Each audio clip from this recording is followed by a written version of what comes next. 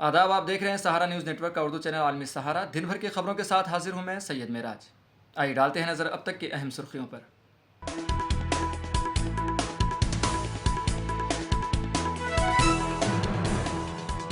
झारखंड के गोड्डा में प्रियंका गांधी ने किया इंतखाबी रैली। कहा, कांग्रेस की पॉलिसियां आवाम को मजबूती देने वाली हैं।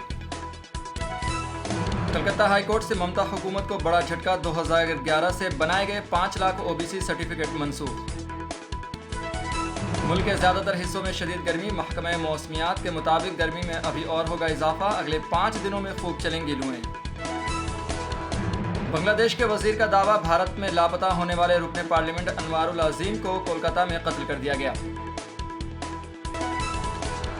इसराइली बर्बरियत के खिलाफ बड़ा कदम उठाते हुए 3 यूरोपीय ममालिक ने फिलिस्तीन को बतौर रियासत तस्लीम करने का किया ऐलान।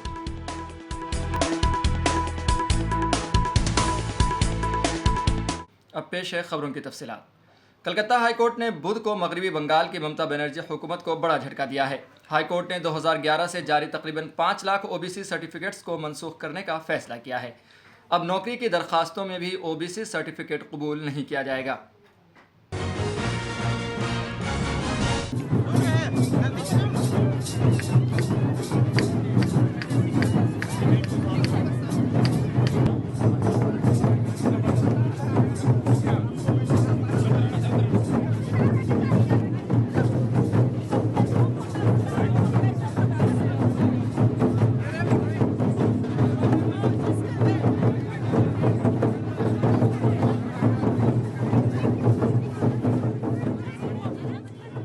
झारखंड के गोड्डा में कांग्रेस के जनरल सेक्रेटरी प्रियंका गांधी ने कहा कि कांग्रेस की पॉलिसियां हमेशा आवाम को मजबूती देने वाली रही हैं, जबकि बीजेपी आपके लिए मुनासिब पॉलिसियां नहीं बना पा रही है। प्रियंका गांधी ने कहा कि आपके वज़ीर आला को फर्जी बयानों और मुकदमों की बुनियाद पर इलेक्शन से पहले जेल भेजा गया है। वज़ीर आज़म मोदी ने सोचा होगा कि वे हेमंत सोरेन को जेल में डालकर आसानी से इंतखाब जीत लेंगे, लेकिन आज कल्पना जी हेमंत जी की लड़ाई लड़ रही हैं। हमारी जो नीतियां हैं कांग्रेस पार्टी की, वो हमेशा आपको मजबूत बनाने वाली नीतियां रही हैं। लेकिन आज जो देश में सरकार है भाजपा की, वो ठीक तरह से ना आपको पहचानती है और ना आपके लिए ठीक नीतियां बनाती है। आपने देखा होगा कि आज क्या हो रहा है देश में। आपके मुख्यमंत्री जी चुनाव से पहले ही जेल में डाल दिए जाते हैं। क्यों? फर्जी बयानों पे, फर्जी मुकदमों पे, उन पे ऐसा केस डाला है जो सच हो ही नहीं सकता। फिर भी भाजपा की सरकार ने उनको जेल में डाल दिया और पूरा चुनाव आपको उनके बिना लड़ना पड़ रहा है। लेकिन एक बात है, वो शायद ठीक से आपके समाज को समझ नहीं पाए।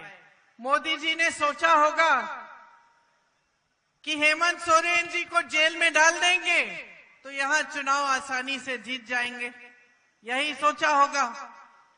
लेकिन आपका समाज, आदिवासी शक्ति इतनी मजबूत है, आप में इतना गर्व है, आप में इतनी शक्ति है कि आज देखिए कल्पना जी हेमंत जी की लड़ाई लड़ रही हैं। शेरनी की तरह अभी आने वाली हैं। शेरनी की तरह सब मुसीबतों का सामना करते हुए वो उभर गई हैं और आगे आई हैं। आपके बीच हर जगह जाकर हेमंत जी की बात पहुंचा रही हैं और हमारे जो पूरे इंडिया गठबंधन के प्रोग्राम हैं उनके बारे में बता रही हैं। मैं उनको अपनी छोटी बहन मानती हूं और नारी शक्ति की प्रतीक मानती हूं। जब जब मैं उनको देखती हूं मुझे बहुत खुशी होती है, मुझे बहुत गर्व होता है। हरियाणा के सोनीपत में कांग्रेस लीडर राहुल गांधी ने कहा कि तरक्की हो, इंफ्रास्ट्रक्चर हो या खेल, हरियाणा के लोग मुल्क को रास्ता दिखाते हैं। हरियाणा सबसे ज़्यादा तमगे लाता है। हरियाणा में कांग्रेस हुकूमत ने खेलों का बुनियादी ढांचा बनाया, सड़कें बनाई और आपने मुल्क को रास्ता दिखाया। हमें लोकसभा में फतह दिलाएं और असेंबली इंतखाबात में कांग्रेस की हुकूमत बनाएं। हरियाणा की जिम्मेदारी है। आप लोग देश को रास्ता दिखाते हो, चाहे वो विकास की बात हो, इंफ्रास्ट्रक्चर की बात हो, ओलंपिक्स की, स्पोर्ट्स की बात हो, सबसे ज्यादा मेडल हरियाणा लाता है। हमारी सरकार ने स्पोर्ट्स इंफ्रास्ट्रक्चर बनाया, सड़क बनाई, ये सब काम किया और आपने देश को रास्ता दिखाया था। ये आपकी जिम्मेदारी है, फिर से आपको देश को रास्ता दिखाना है। भारी बहुमत से हमारे यहां प्रत्याशी को जिताइए, कांग्रेस पार्टी की यहां पे क्लीन स्वीप कराइए और उसके बाद यहां पे असेंबली इलेक्शन में धमाके से कांग्रेस पार्टी की सरकार बनाइए। 2 चीफ मिनिस्टर अरेस्ट हुए, 2 हुए। आदिवासी चीफ मिनिस्टर अभी भी अंदर है। अजीब सी बात है, इंटरेस्टिंग बात है। 2 चीफ मिनिस्टर है, मतलब 2 स्टेट्स ने इन लोगों को इलेक्ट किया है और आदिवासी चीफ मिनिस्टर पहले जेल गया और आज तक नहीं निकला। और नेशनल मीडिया उसको भूल गए। नेशनल मीडिया सोरेन जी के बारे में बात ही नहीं करती, जैसे वो थे ही नहीं, है ही नहीं।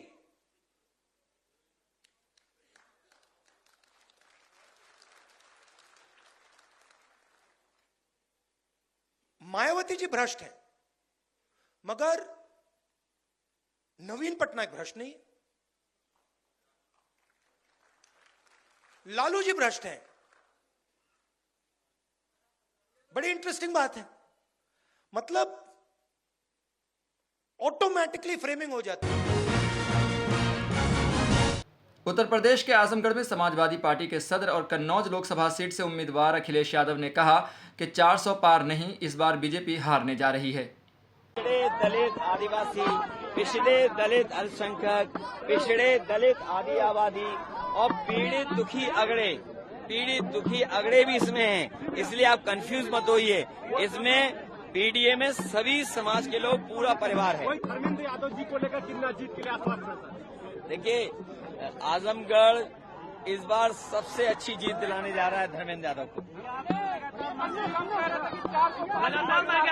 देखिए, 400 पार नहीं, 400 हारने जा रहे हैं इस बार।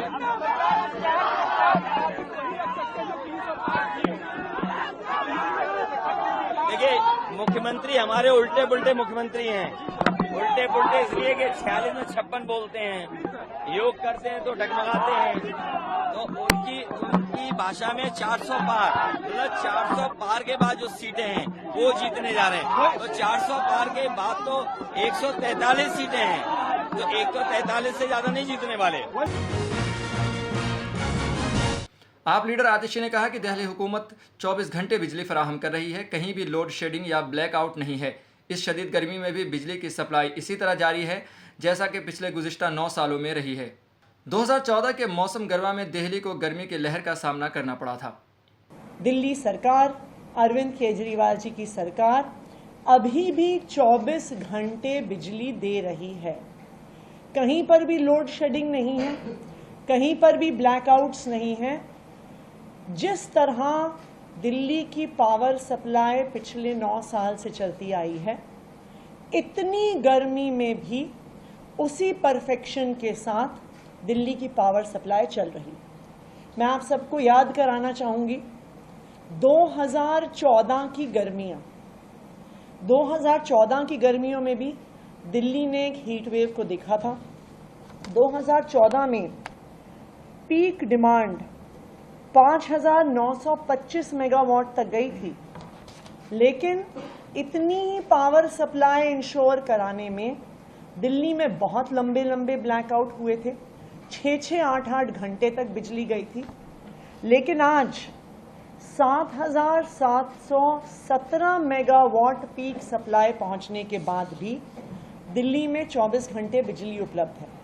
तो सबसे पहले तो मैं दिल्ली सरकार के पावर डिपार्टमेंट को, दिल्ली की तीनों बिजली कंपनियों और उनके काम करने वाले सभी अफसरों को बधाई देना चाहूँगी कि उनकी इस शानदार मैनेजमेंट की वजह से दिल्ली वालों को बिजली की कोई भी समस्या नहीं हो रही।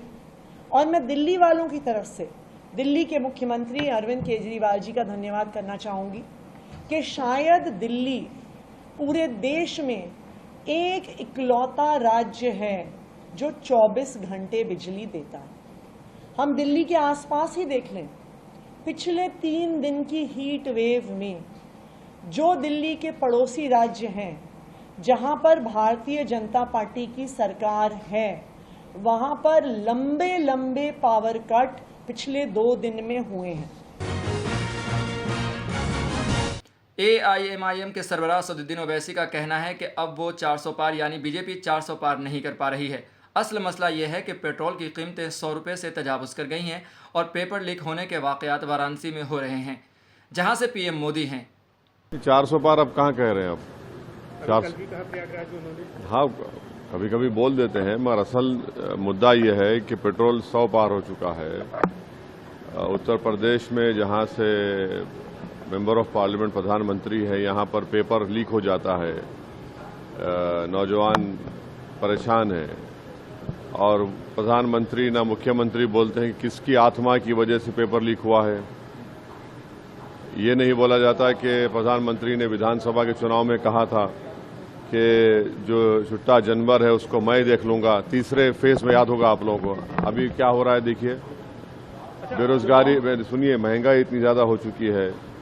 POK की बात करते हैं, 10 साल से आपने क्या किया? बड़ा बराबर लीजिए POK को, हम भी कह रहे हैं भारत का हिस्सा है, मगर चुनाव में आपको POK याद आता है।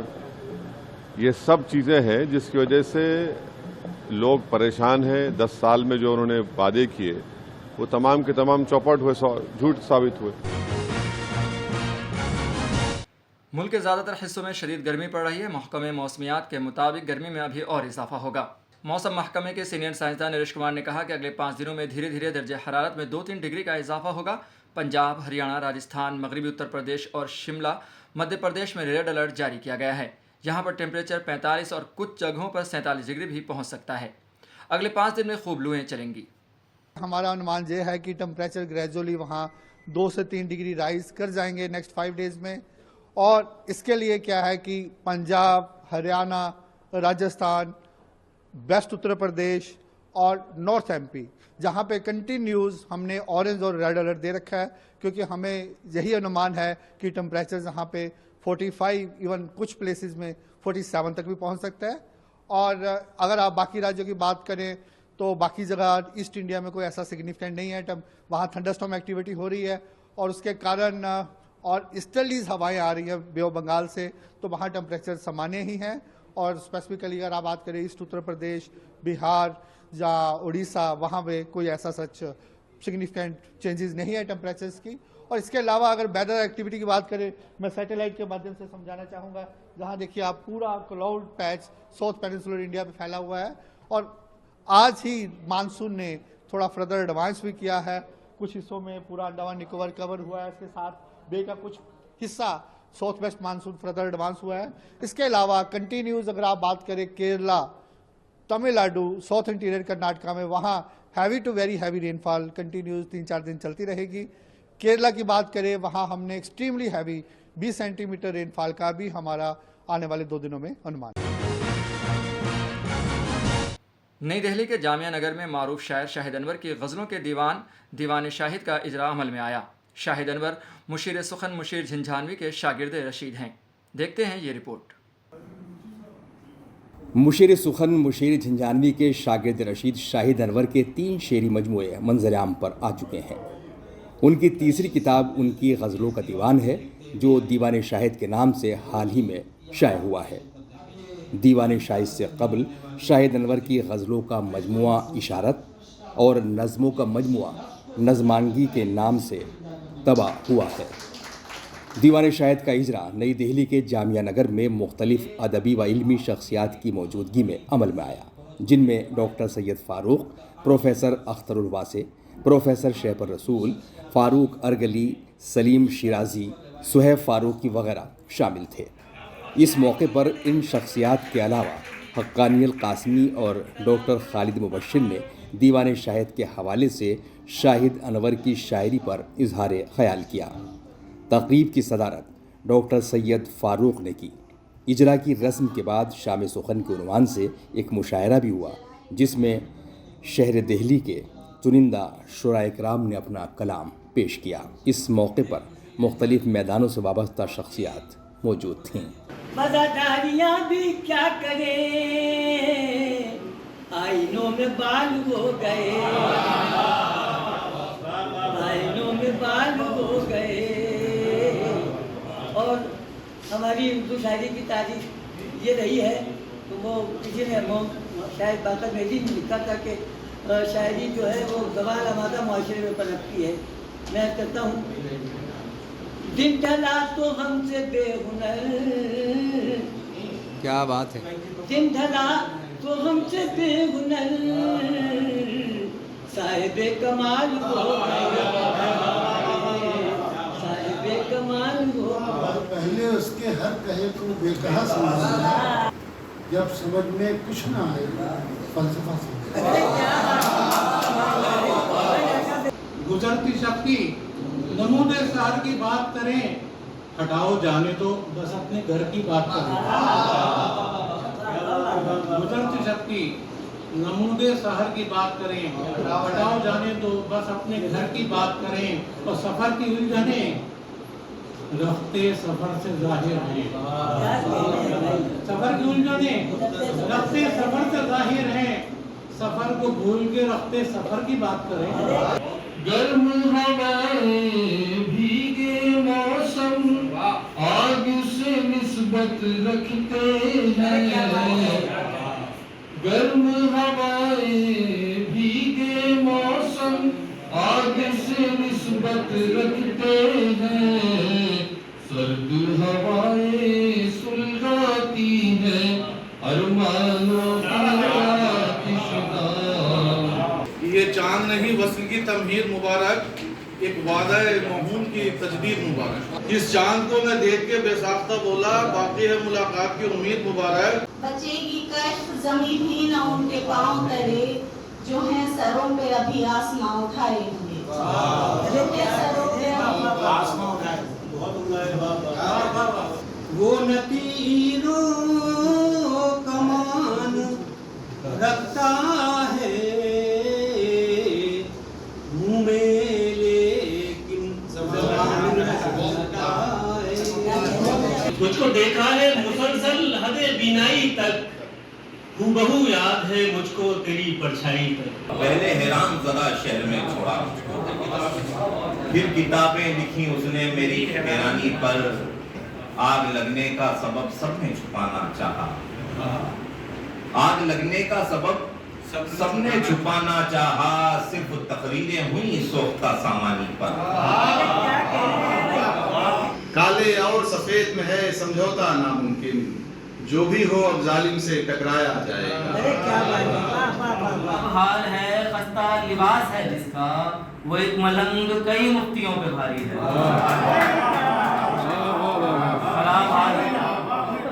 खराब हाल है खस्ता लिबास है जिसका, वो एक मलंग कई मुफ्तियों पे भारी है। गर करो खुद को मेरे नाम तो सारा करना, गर करो खुद को मेरे नाम तो सारा करना, मुझको किस्तों में नहीं कुछ भी गवारा। मकसद मेरी हयात का मालूम है मुझे, मालूम है मुझे, मतलब हर एक बात का मालूम है मुझे। क्या बात है। मतलब हर एक बात का मालूम है मुझे। दिन में निकल के आए हैं वो पारसा बने, शेर बतौर खास, दिन में निकल के आए हैं वो पारसा बने, किस्सा तमाम रात का। आज दिन भर कारे वहशत तुम संभालो दोस्तों, आज बरसी है मोहल्ले में दिले मरहूम की। अर्ज किया है कि बराहे चश्म तुम तशरीफ लाए मेहरबानी, बराहे चश्म तुम तशरीफ लाए मेहरबानी, कली आबाद इस दिल की सराय मेहरबानी, कली आबाद इस दिल की सराय मेहरबानी। बांग्लादेश के रुकने पार्लियामेंट अनवारुल अजीम अनवार को कत्ल कर दिया गया है। वो 18 मई से लापता थे। कोलकाता पुलिस ने बुध को शहर के एक फ्लैट से उनकी लाश बरामद की। वो इलाज के लिए इंडिया आए थे। बांग्लादेशी अखबार डेली स्टार के रिपोर्ट के मुताबिक मुल्क के वजीर दाखिला असदुज़्ज़मान खान ने ढाका में एक प्रेस कॉन्फ्रेंस में बताया कि अनवारुल को कोलकाता में कत्ल किया गया है। वहीं सीआईडी के आईजी अखिलेश कुमार चतुर्वेदी का कहना है कि अनवारुल अजीम अनार 13 मई से लापता थे। उनकी बेटी ने उनसे रब्ता करने की कोशिश की लेकिन वो नाकाम रही, जिसके बाद बारानगर में पीएसपी गुमशुदगी की शिकायत दर्ज कराई गई। बांग्लादेश के एक एमपी मिस्टर अनूरुल अजीम अनर वो यहाँ पर विजिट पर आए थे और 13 तारीख से वो मिसिंग है। उनकी लड़की ने उनसे कांटेक्ट करने की कोशिश की और जब वो कांटेक्ट नहीं कर पाई तो उन्होंने उनके एक्विटेंस मिस्टर गोपाल विश्वास से कांटेक्ट किया और उन्होंने फिर आकर के यहाँ पर एक मिसिंग डायरी कराई बारानगर थाने में, जिसके आधार पर बैरकपुर पुलिस कमिश्नरेट ने एक एसआईटी बना के पूरे मैटर की इंक्वायरी शुरू की। और इन दी मीन टाइम 20 तारीख को हम लोग को एमईए से एक लेटर मिला इस मैटर को देखने के लिए पश्चिम बंगाल सरकार को। 22 को आज हम लोग को एक इनपुट मिला है कि उनका मर्डर कर दिया गया है और उसके बाद हम लोगों ने ये जो फ्लैट है लोकेट किया है and we are trying our level best कि इस केस को जितनी जल्दी से जल्दी हो सके डिटेक्ट किया जाए। कब किया गया ये घटना, ये पता कि मर्डर? अभी ये मैटर सीआईडी इन्वेस्टिगेट कर रही, बहुत जल्दी जब सब कुछ खुल हो जाएगा तो सब बता दिया जाएगा। ईरानी सदर इब्राहिम रईसी और उनके साथ शहीद होने वाले दीगर रुफ़क़ा की नमाज जनाजा आज तेहरान में सुप्रीम लीडर आयतुल्लाह ख़ामनई के इक़्तिदा में अदा की गई। सैयद इब्राहिम रईसी को उनके आबाई वतन मशहद में इमाम अली रज़ा अलैहिस्सलाम के रोज़े के अहाते में सुपुर्द खाक किया जाएगा। इससे कबल गुज़िश्ता रोज़ ईरानी सदर इब्राहिम रईसी और उनके साथ शहीद होने वाले दीगर रुफ़क़ा के जस्द खाकी मुक़द्दस शहर कुम पहुँचे, जहाँ अवाम ने पुरनम आँखों से शहदा का इस्तक़बाल किया। शहदा के जस्द खाकी शहर कुम में वाक़ फ़ातिमा मासूम कुम के रोज़े पर ले जाए गए और उन्हें रोज़े का तवाफ़ कराया गया। मासूम कुम के रोज़े के अहाते में शहदा की नमाज जनाजा अदा की गई और फिर वहाँ से शहदा के जस्द खाकी मस्जिद जमकरान ले जाए गए, जहाँ उनकी नमाज जनाजा अदा की गई। इसराइली बर्बरियत के ख़िलाफ़ बड़ा कदम उठाते हुए 3 यूरोपीय ममालिक ने फ़िलिस्तीन को बतौर रियासत तस्लीम कर लिया है। गैर मुल्की मीडिया रिपोर्ट्स के मुताबिक आयरलैंड, नॉर्वे और स्पेन ने बाज़ाब्ता तौर पर फ़िलिस्तीन को एक अलहदा रियासत के तौर पर तस्लीम कर लिया है, जिसके बाद इसराइल ने 2 यूरोपीय रियासतों से अपने सफ़ीरों को वापस बुला लिया है। आयरलैंड और स्पेन की जानिब से वज़ीर आज़म ने फ़िलिस्तीन को बतौर रियासत तस्लीम करने का ऐलान किया। बुध को आयरिश वज़ीर आज़म साइमन हैरिस ने कहा कि आज फ़िलिस्तीन को बतौर रियासत तस्लीम करने का वक्त आ गया है।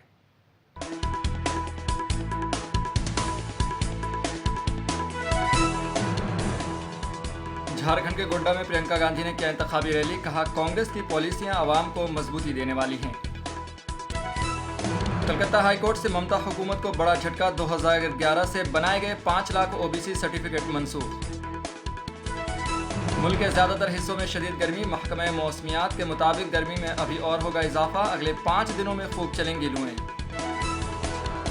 बांग्लादेश के वजीर का दावा, भारत में लापता होने वाले रुकने पार्लियामेंट अनवारुल अजीम को कोलकाता में कत्ल कर दिया गया।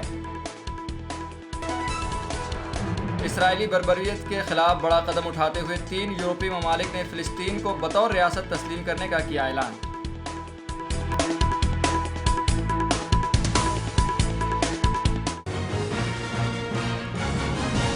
फिलहाल खबरनामे में इतना ही। हमें दीजिए इजाज़त और ताज़ा तरीन खबरों के लिए देखते रहें आलमी सहारा।